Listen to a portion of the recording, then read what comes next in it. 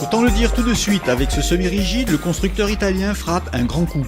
7,80 m, un équipement et une finition soignée, une grosse motorisation, un comportement marin impeccable, ce semi-rigide est un compagnon idéal pour des sorties à la journée. L'équipement tout d'abord, le point fort de ce Cardis, ce sont ces deux espaces réservés au bain de soleil placés à l'arrière et à l'avant du bateau. Pas moins de 5 mètres carrés pour bronzer.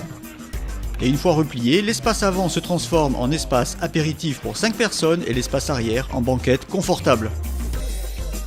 Question rangement, de multiples compartiments sont prévus avec une mention particulière pour cet énorme coffre arrière qui garde étanche toutes les affaires de la famille.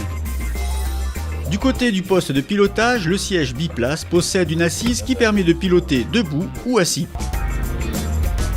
Mais la grande force du Thunderbird, c'est son comportement en mer.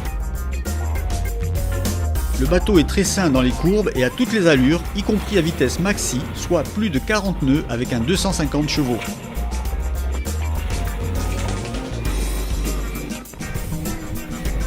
C'est un réel plaisir parce que d'abord il a des réactions nettes et puis il a surtout une stabilité très franche et une rigueur dans la trajectoire qui est très bien. Alors, il y a un bon équilibre entre la carène et la motorisation, je pense. Même s'il prend un peu de roulis à grande allure, je dirais c'est normal, c'est à cause de sa carène en V profond. Un vrai plaisir de navigation donc, d'autant que les accélérations du 250 chevaux sont franches. Il ne faut que 4 secondes et demie pour déjauger et 5 secondes pour passer de 0 à 20 nœuds. Quant à la consommation, comptez à peu près 25 litres heure en vitesse de croisière à 3500 tours minute. Quelques points négatifs tout de même. À vrai dire, il a fallu les chercher, mais on en a trouvé. Dans cette gamme-là, on aurait pu imaginer une échelle de bain carénée. Une échelle de bain en plus qui donne sur une banquette qui prend toute la largeur du bateau, du semi-rigide, et donc on voit très bien que pour un nageur, un plongeur qui monte depuis l'arrière, il va devoir enjamber la banquette, ce qui n'est pas pratique.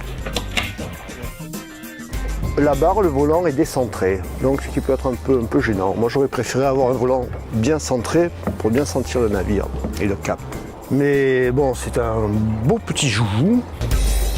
Pour résumer, du côté des points positifs, le comportement en mer, la facilité de pilotage, les aménagements intérieurs avec les deux bains de soleil, et du côté négatif, l'accès à la poupe pas très pratique, la position de conduite excentrée et le prix, parce que toutes ces qualités ont un prix. Comptez plus de 47 000 € sans la motorisation, ce qui place le Thunderbird sur le même créneau que l'Océan 80 du constructeur italien BSC ou que le Dorado 750 de Nautica Cab.